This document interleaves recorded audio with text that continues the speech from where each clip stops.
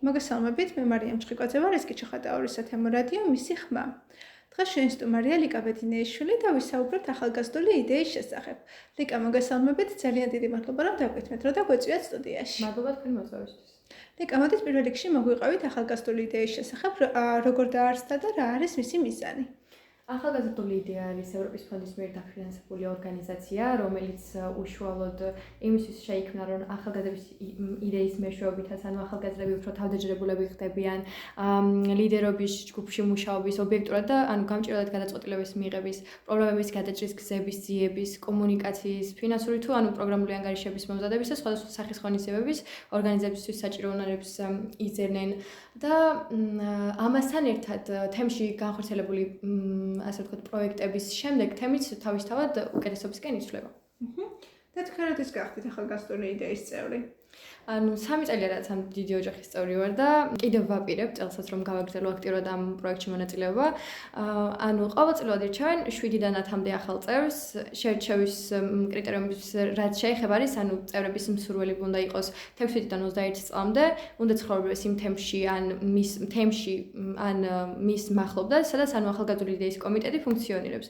უნდა იყოს პასუხისმგებლობა და დარჩეს თემში და აქტიურად ჩაერთოს კომიტეტის საქმიანობაში. კონკურსში შერჩეული ახალგაზრდებს მუტარდებათ ანუ 5 დღიანი ტრენინგი, ამასაც დავამატებ, სადაც ეცნობიან მათ მოვალეობებს, საჭირო ინფორმაციას და ეს 5 დღიანი ტრენინგი არის ის ადგილი, სადაც ანუ მთლიანი საქართველოს მასშტაბით რაც კი კომიტეტები არსებობს, ანუ ერთად იკრიბება და ეს გაძლევს საშუალებას, რომ საქართველოს მასშტაბით ყველა კომიტეტიდან, ყველა კუთხიდან, რაიონიდან გაიცნო უამრავი ადამიანი და ეს ეხმარება ახალგაზრდებს ძალიან.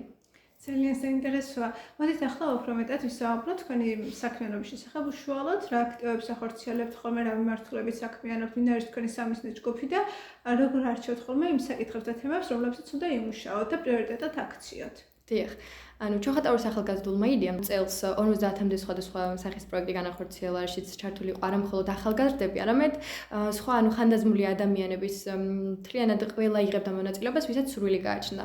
ჩვენ ვატარებთ გამოკითხვებს, სადაც რის შედეგადაც ანუ ვარკვევთ თემის მთავარ პრობლემებს და წლის მანძილზე ამ თემების ირგვლივ ვახორციელებთ სხვადასხვა პროექტებს, რაც მის აღმოფხვრას ემსახურება და ვცდილობთ ამ საქმეებში ჩავთოთ სხვადასხვა სოფლის, სკოლები და ახალგაზრდები. დავუშვათ ისეთი ადგილებიდან, ან მაღალმთიანი სოფლებიდან სადაც არ აქვს საშუალება რომ კონკრეტულად აქ თემში ცენტრში ჩამოვიდნენ და სხვადასხვა პროექტებში მიიღონ მონაწილეობა, ჩვენ მივდივართ მასთან და ვაწვდით სხვადასხვა ინფორმაციას. წელს კომიტეტებიდან ერთ-ერთ საუკეთესო ჯგუფთა შორის შევედით, რადგან ძალიან ბევრი პროექტი განახორციელეთ წლის მანძილზე და ძალიან ბევრი ადამიანი იყო ჩართული ამ პროექტებში. მადლობა ლიკა და რა არის ის საჭიროებები, რაც იკვეთება ხოლმე თქვენი კვლევების შედეგად?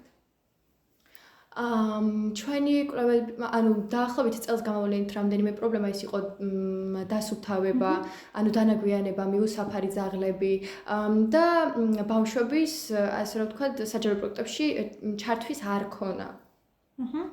გასაგები, ანუ მონაწილეობის დაბალი მაჩვენებელი, ხო? საინტერესო რა დაასახელეს თვითონ თქვენი კვლევის მონაწილეებმა, რა იყო ამისი მიზეზი, თუ კი ამასაც ჰქონდათ საუბარი? ამის მიზეზი ვთვლი, რომ ანუ ზუსტად ჩვენნაირი ახალგაზრდების მეთაურობით შექმნილი ასეთი ორგანიზაციები არ არსებობს, რომლებიც დაეხმარება მათ, რომ ჩაერთონ სხვადასხვა ასეთ აქტივობებში და მიიღონ მონაწილეობა და ვფიქრობ, სწორედ ეს არის, რომ ანუ არ ეძლებათ მათ საშუალება გამოავლინოთ თავისი მცოდნა, თავისი უნარები და ასე შემდეგ. საინტერესოა. და თქვენ როგორ შეაფასებთ თქვენი ორგანიზაციის ახალგაზრდული იდეის გავლენას ახალგაზრდებსა და თუნდაც მთლიანად ჩოხატაურის თემზე?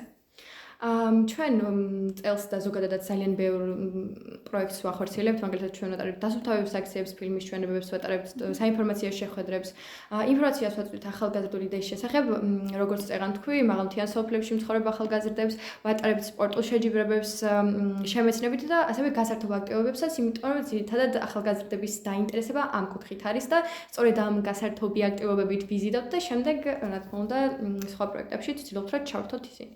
თქვენი გავლენა იყო ის, რომ უფრო მეტად გააქტიურეთ ეს ახალგაზრდები რეალურად, ხო? და როგორც იცი, ასევე გაქვთ საგრანტო კონკურსიც და საკმაოდ დიდი კონკურენციაც არის ხოლმე. დიახ. ახალგაზრდული დეის კომიტეტები ყოველწლიურად დაახლოებით 110 ახალგაზრდული ინიციატივას აფინანსებს, რომლის ბიუჯეტი არის დაახლოებით 500-დან 800 ლარების ფარგლებში და რომელთა საშუალებით ან შესაძლებელია ისეთი საკითხების გადაჭრა, როგორც არის საჯარო პარკების დასუფთავება, გენდერული უთანასწორობის შესახებ ან სხვადასხვა საინფორმაციო შეხვედრების ჩატარება, იმ ახალგაზრდების არჩევნებისთვის მომზადება, რომლებიც დავუშვათ წელს აზრევენ ხმას და ასე შემდეგ. ანუ სოციალურ ქსელში გამოკითხვას ვაკეთებთ და ამ გამოკითხვიდან ვიღებთ 3 ძირითად პრობლემას რაც არის და შემდეგ ამის ირგვლივ ახალგაზრდები წერენ სხვადასხვა პროექტებს, იღებენ გამოცდილებას და შემდეგ ანუ ახორციელებენ ამ პროექტებს.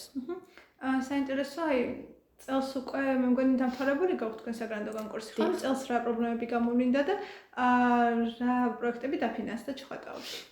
აი, სწორედ წეღან რო ახსენე, ახალგაზრდები რომ არ არიან ჩართული ზოგადად სხვადასხვა აქტივობებში, ეს პრობლემა იყო ახალგაზრდების ჩართულობის არ ქონა, კიდევ იყო სკოლის გარეთ კლასგარეშე აქტივობები და დანაგვიანება, თემის დანაგვიანება. და რა პროექტები შემოვიდა მაგასთან დაკავშირებით ჩხატაურის ახალგაზრდებისგან? ძირითადად წელს იყო საინფორმაციო შეხვედრების ჩატარება, ასევე იყო STEM-ის ჯგუფმა შემოიტანა ჩვენთან განაცხადი და ძალიან ბევრი კარგი პროექტი განახორციელეს, ძალიან ჩართულები იყვნენ მოკლედ ახალგაზრდები და დაინტერესებული ადამიანები და მოკლედ ძალიან საინტერესო წარიმართა წელს ჩვენი პროექტები. მადლობა ლიკა. და ბოლოს მოდი ვისაუბროთ თქვენ თვითონ როგორ განვითარდით მთელი ამ პერიოდის განმავლობაში და რა უნარები და თვისებები შეგძინათ ახალგაზრდულმა ეტიან? ანუ ამ დროის მანძილზე მივიღე ძალიან დიდი და ბევრი უნარი და შესაძლებლობა. პირველ რიგში ყველაზე დიდ, რასაც მე ვიტყოდი, არის ის, რომ გავიცანი ძალიან ბევრი ადამიანი და ახლა შემიძლია გავაკეთო დამოუკიდებლად ისეთი რაღაცები, რასაც ადრე მარტო ნამდვილად ვერ შევძლებდი, დამოუკიდებლად შემიძლია ბევრი რაღაცის გაკეთება, ასევე საჯაროდ გამოსვლის შიში დავძლიე, ეს ძალიან რთული დასაძლევი იყო, თუმცა ამდენი პროექტის და ამდენი საინფორმაციო შეხვედრების მერე ტრენინგებზე საუბრის შემდეგ ვფიქრობ, შევძელი და დავძლიე ეს შიში და ახლა მარტივად შემიძლია, რომ გამოვიდე და საზოგადოებაში ვისაუბრო. და რა ვიცი, ბევრი რამ შევიძინე ახალგაზრდული იდეის წყალობით.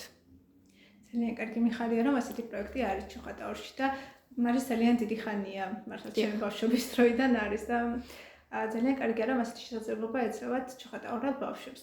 დიდი მადლობა ლიკა, რომ დაგვითმეთ. რა კიდევ ერთხელ ძალიან საინტერესო იყო თქვენთან საუბარი, გისურვებთ თქვენს წარმატებებს, ახალგაზრდულ იდეასაც წარმატებებს. მადლობა თქვენ რომ მომწვით. მადლობა სულთით ჩვენს მსმენელსაც.